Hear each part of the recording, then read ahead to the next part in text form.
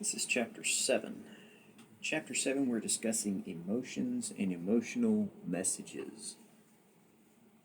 This is part 1, one of 3 that we have to break this chapter down into. Begin with here, emotional communication. There's a lot to this concept, and it's a relatively short chapter in comparison to some of the others. But it's an important thing for you to learn how to manage and recognize emotions through our communication. It's difficult to recognize your own emotions at times, and even more difficult at times to recognize others' emotions. Emotional intelligence and social intelligence are buzzwords that you're going to hear thrown around. They don't go into a great deal of explanation of that in this chapter, and that's fine. But suffice it to say that in business, a large degree of success is going to be attributed to your ability to interact with your clients and customers. If you don't understand people and you aren't able to adapt your emotional state to their emotional state appropriately, then oftentimes you're not going to do as well in that business venture as you might otherwise. This also applies to relationships, of course.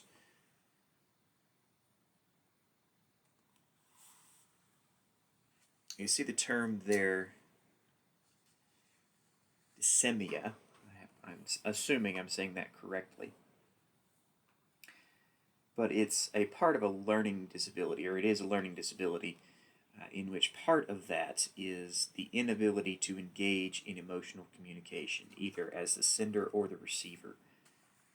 So some people have an intellectual disability that disallows them to be able to recognize those things. And most of us just aren't trained very well in how to recognize and adapt to emotions. Hopefully, through reading this chapter and taking classes like this one, we can get a little bit better. Emotions occur in stages. Emotions don't just happen on their own, they have to come from somewhere. And we have here 3 different theories that explain differently how we experience emotion. They're fairly similar, but there are some differences. So the first one, common sense theory, this says that the 3 stages of emotional reactions are: an event takes place, an emotion is felt, and then there's a physiological response. Physiological meaning within the body. So here you would see something or experience something, and you would feel the emotion, happiness, sadness, whatever it is, and then your body would react to that emotion. That's common sense theory. Then you have the James Lange theory, which just reverses the order of common sense theory.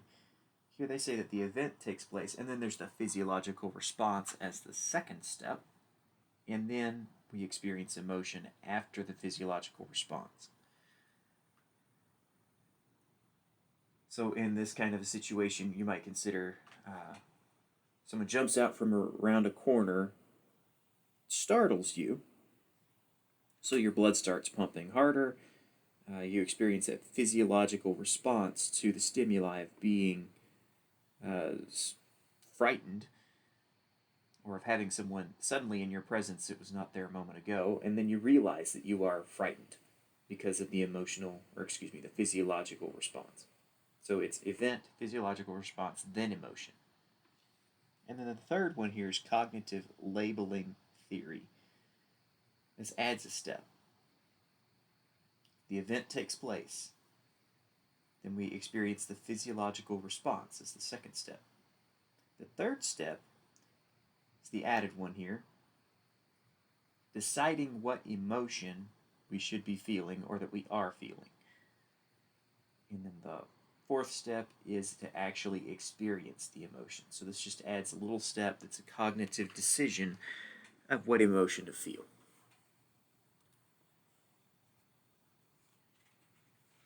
Emotions vary widely in the way that we experience them. That first bullet there, some emotions are unrepeatable. I would say most emotions are unrepeatable. We'll experience a similar emotional situation, but we really don't experience the same emotion every time we experience the same situation, because no two situations are exactly alike. So, for instance, if you have children, the first time you held your firstborn child, you experienced an emotion. But whenever you hold your second-born child for the first time, you'll also experience an emotion, but it will not be exactly the same emotion. There will be a difference between the two. Both are special experiences, but they will be different.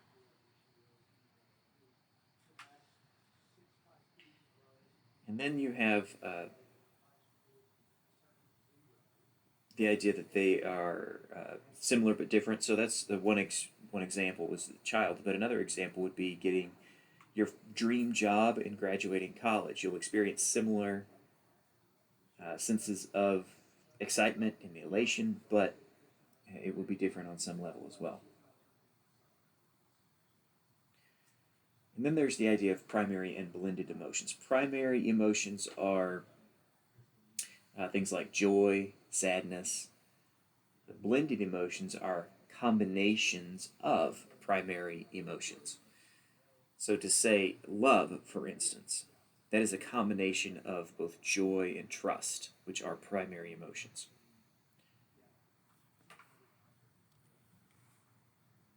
Emotions involve both the body and the mind. You can see that by what we've talked about so far. There's a physiological response that we experience in the wake of an event, and our emotions are closely tied to that.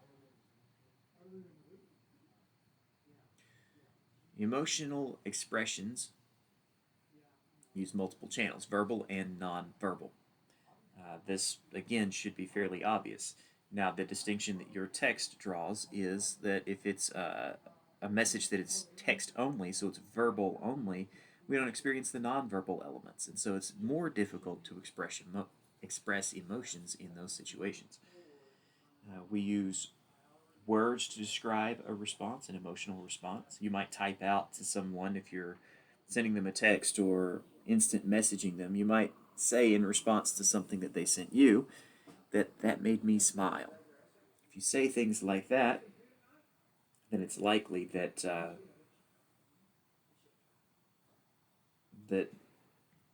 they'll experience some kind of an emotion as a response. They'll be able to picture you smiling.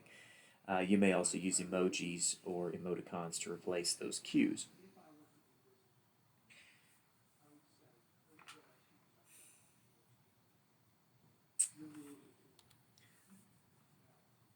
Emotional expressions are governed by display rules. Now, this is this is an interesting concept, but display rules are just the idea that within a culture we have standards and norms. And some additional information is not on the slide that these expression rules or display rules are widely varied from culture to culture. But even within, say, American culture, we have a lot of co cultures that have different ethnic backgrounds and so on. I would say even different religious backgrounds, or even uh, some other type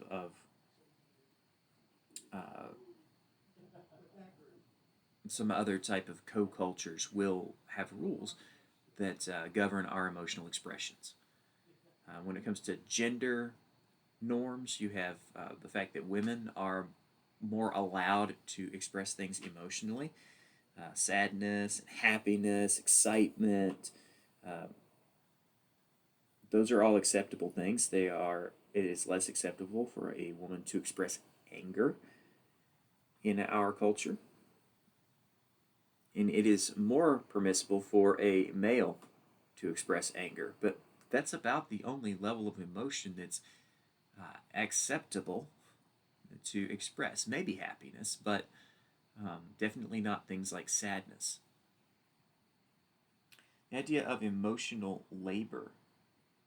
Uh, this is just the fact that it takes work not to show emotions or to show emotions. When you either don't feel them or don't feel them strongly.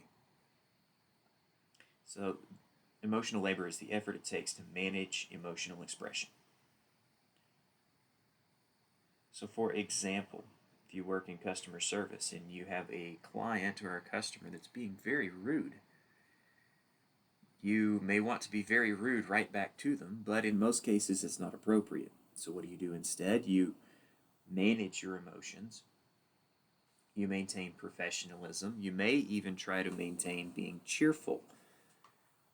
At the very least, whenever you move on to the next customer, you have to maintain professionalism and be cheerful and inviting. That's what emotional labor is. Emotions are used, or at least can be used strategically. Most of the time we think of emotions as just something that we feel, something that we just express. It's not something that we manage closely. But as we talked about on the previous slide, emotions are something that we manage. Sometimes our emotions are used strategically as a way to try to win an argument or win in a situation, to compete. So someone may feel like they always win the argument if they start crying, because then the other person gets uncomfortable and just gives up. Emotional blackmail is simply a form of manipulation. It's the threat that if you do this or you don't do that, then I'm going to react very negatively. I'll cry. One of the examples from the text is threatening to kill yourself or harm yourself. That's emotional blackmail. Emotions and displaying them have consequences within relationships, positive and negative. On one hand, on the positive side, if you share emotional thoughts and ideas and feelings, it may build a relationship up. However, on the other hand, it may depend on the emotion. Maybe some people feel like sharing emotion is sharing too much personal information, and so they may shy away from you because they don't like sharing that much. So it could be positive or it could be negative, both in the workplace and in personal relationships. Note that there are lines between emotional expressions and what's appropriate between professional relationships and personal relationships. And then finally, our last slide here. Emotions may be adaptive or maladaptive. If you don't know what that maladaptive means, then that doesn't make sense to you. But essentially, emotions can be useful or detrimental.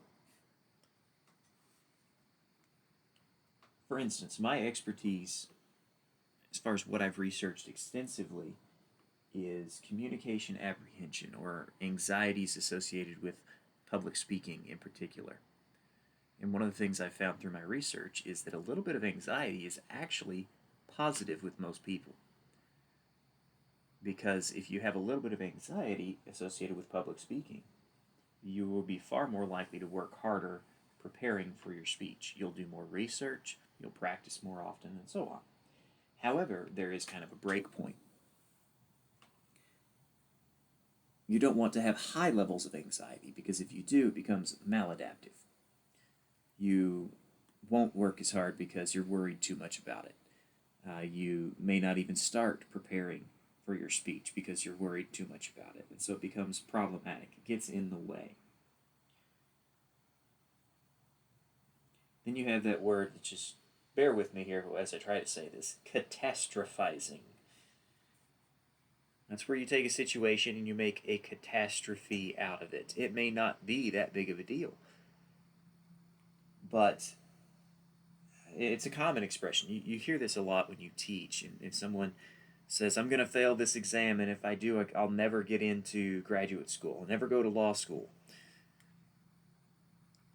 As a dear friend of mine, former professor, used to tell his students, he said, it's just a test on a day in a class.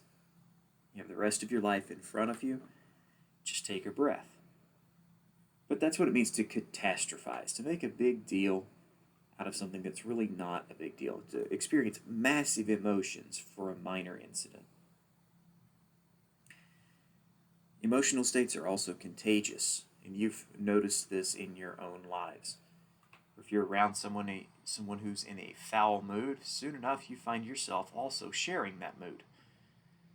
Or if someone is excessively happy and they're giggly and they're excited about something, you find yourself experiencing at least some degree of those emotions.